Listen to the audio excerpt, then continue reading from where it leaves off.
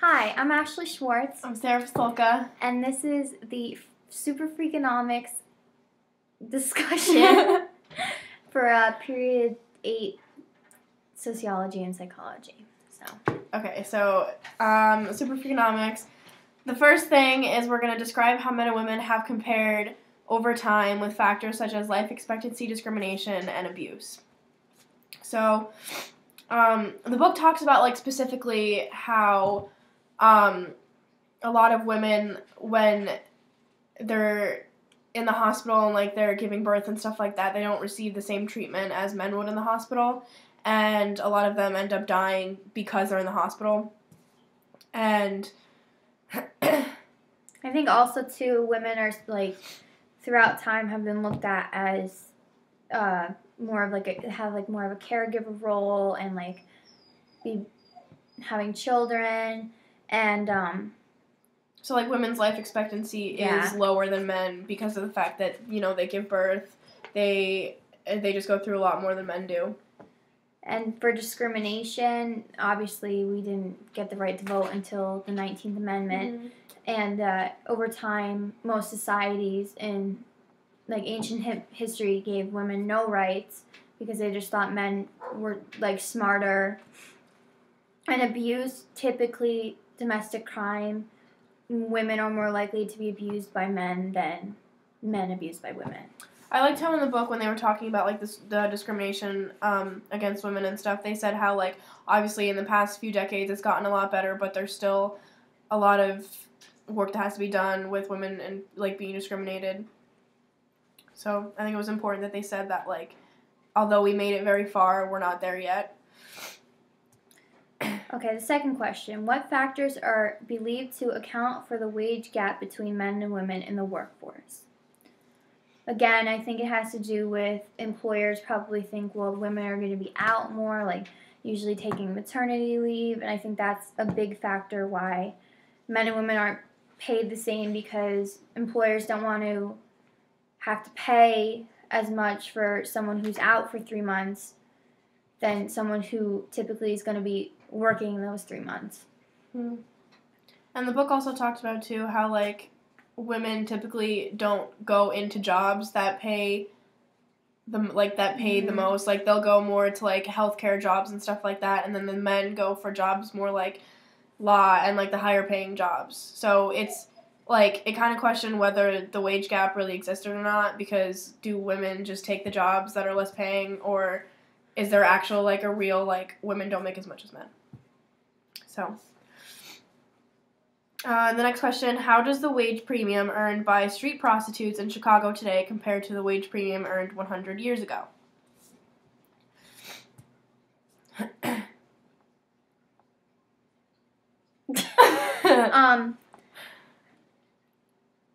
Prostitutes make more money if they have a pimp. That's really basically it. And prostitutes make more money depending on what they do.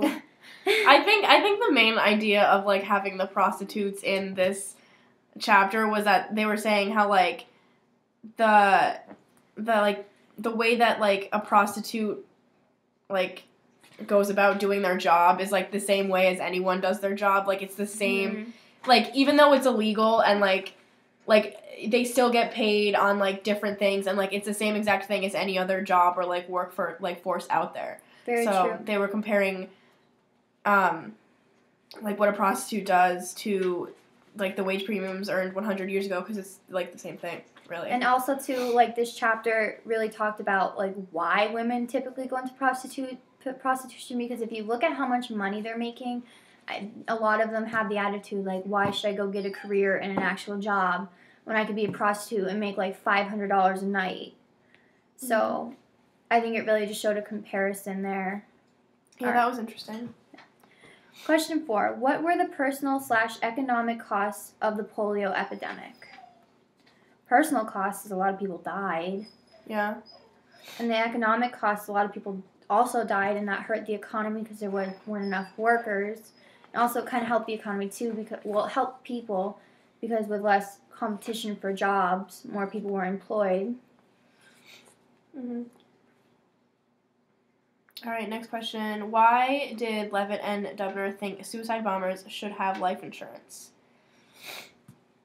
Basically, the book kind of said like that a lot of things make these people look suspicious, and just buying life insurance policy kind of like makes them look a little bit less suspicious.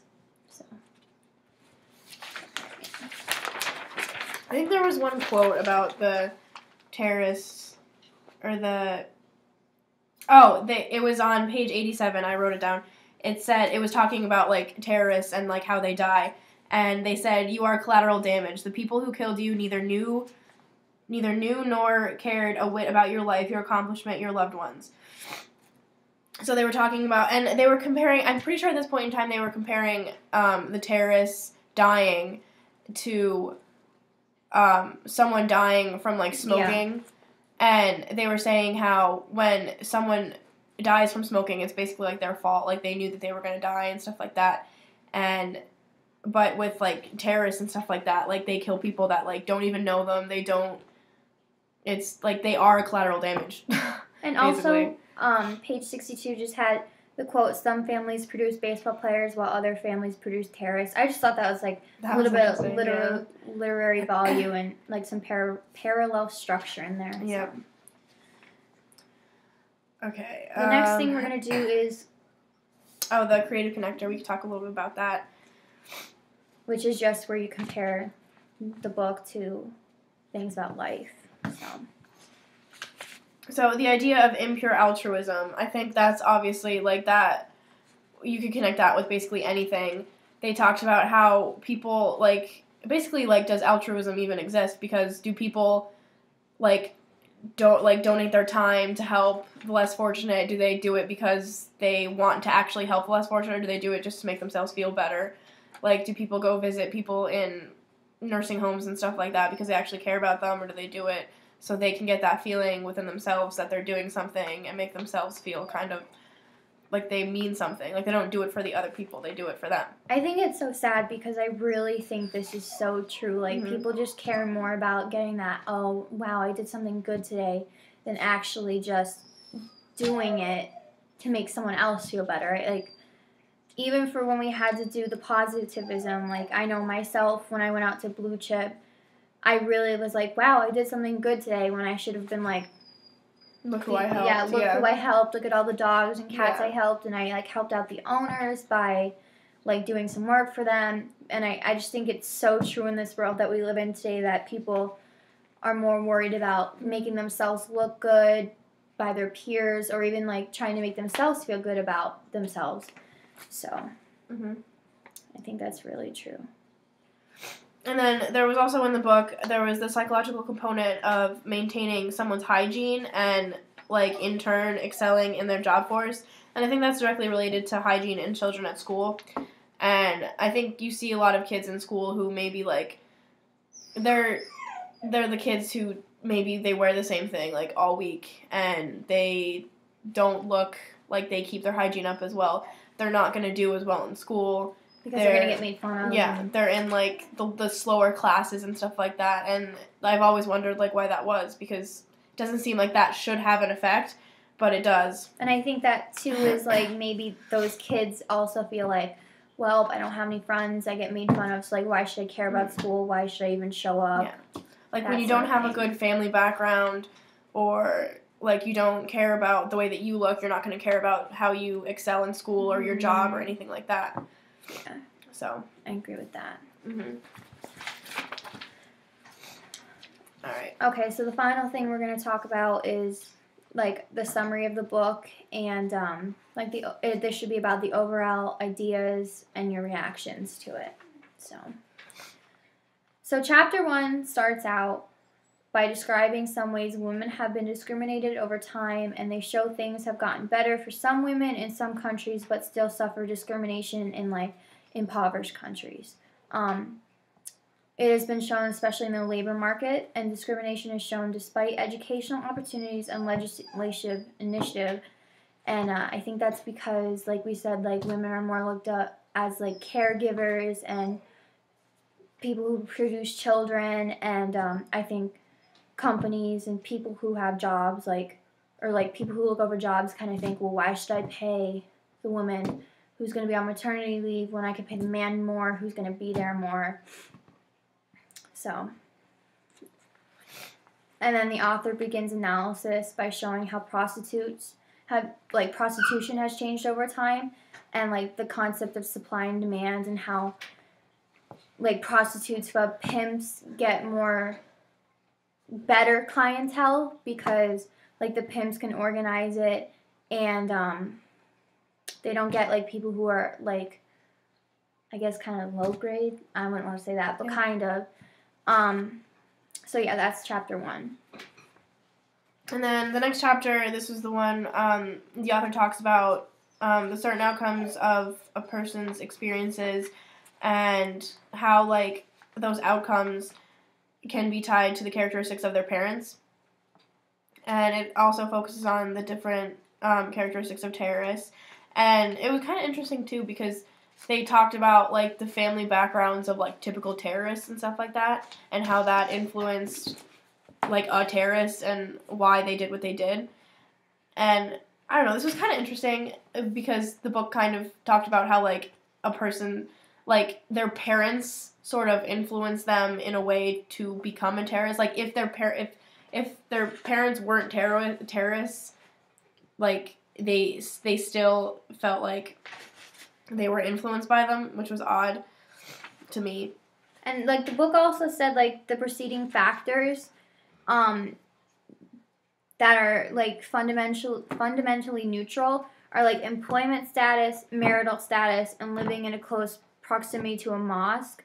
So in contrast, a single unemployed 26-year-old man who lived next to a mosque was no more likely to be a terrorist than another 26-year-old who had a wife, a job, and lived 5 miles from a mosque. But they also showed the negative indicators, which were having a savings account, withdrawing money on Friday afternoon, and buying life insurance, which just kind of show they kind of push off suspicion, oh, I'm not a terrorist, so I'll act more normal. Mm-hmm. So. Yeah. And then the next chapter was the one that dealt with apathy and altruism, and this chapter was interesting because they talked about the shocking and brutal murder of Kitty Genovese, I think that's how you say it, and how it was related to the apparent apathy of bystanders. And this chapter also kind of questions the amount of altruism that actually exists in the world. It really kind of just shows that people are more also concerned about themselves and that feeling besides helping out people. Yeah.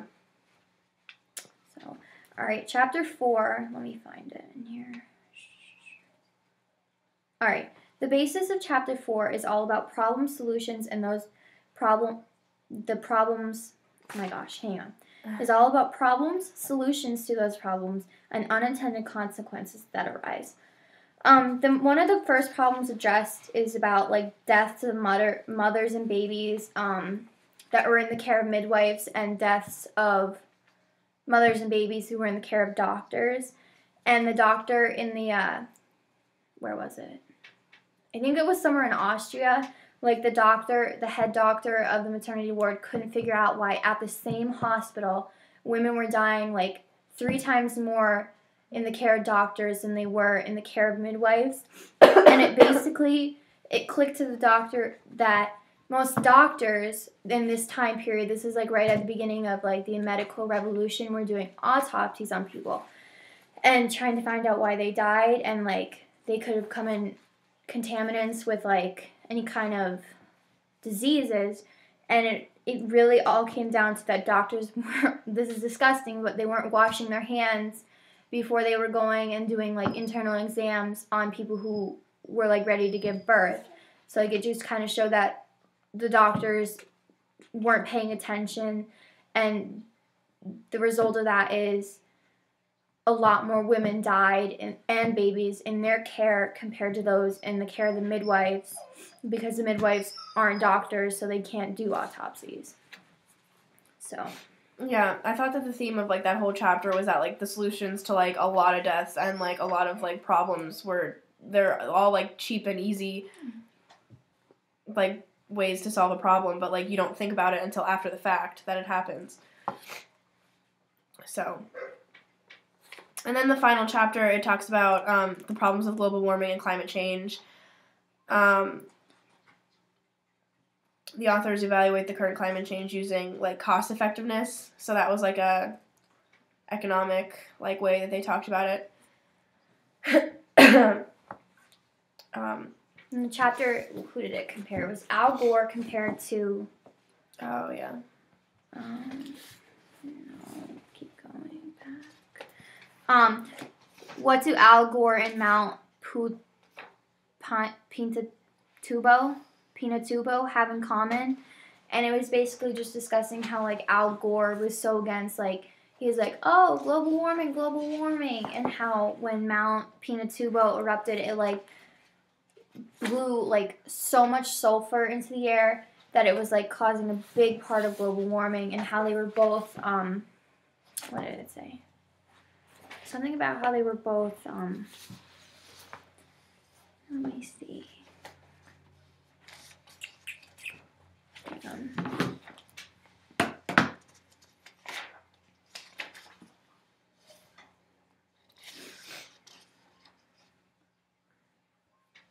There's one part in here that says, like, and what does he think of geoengineering, talking about Al Gore, and he says, in a word, I think it's nuts. Yeah. So.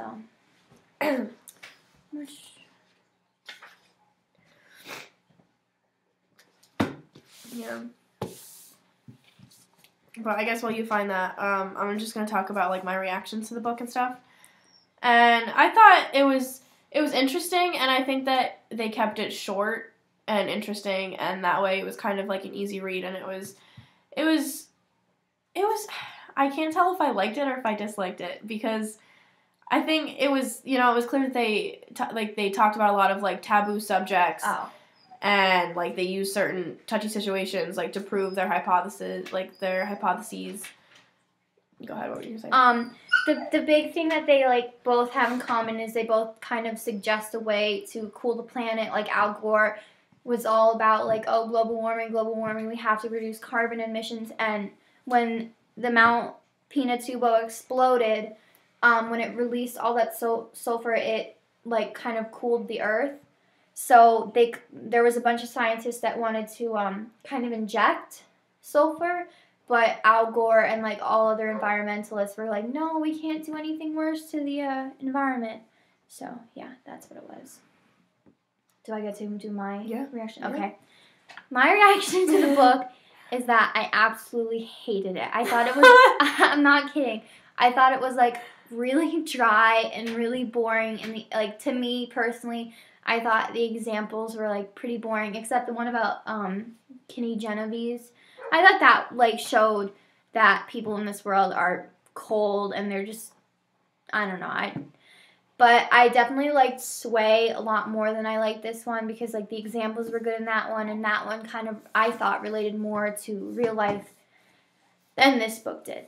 So I thought it was kind of interesting, because it's like they used all these facts and they were, like, so, like, out there that it was like, well, where are they getting, like, these facts from? Like, are they real? Are they, like, True. Are they actually proving their hypothesis, or are they just, like, kind of blabbing about facts? Or are they just, like, coming up with these, like, weird situations? Like, I don't know. It was interesting, though. And I thought the book was kind of out there, too, like, definitely, with the stuff about prostitution, and, like, in the beginning it talked about that you're pretty much safer to drive drunk, which is a terrible example.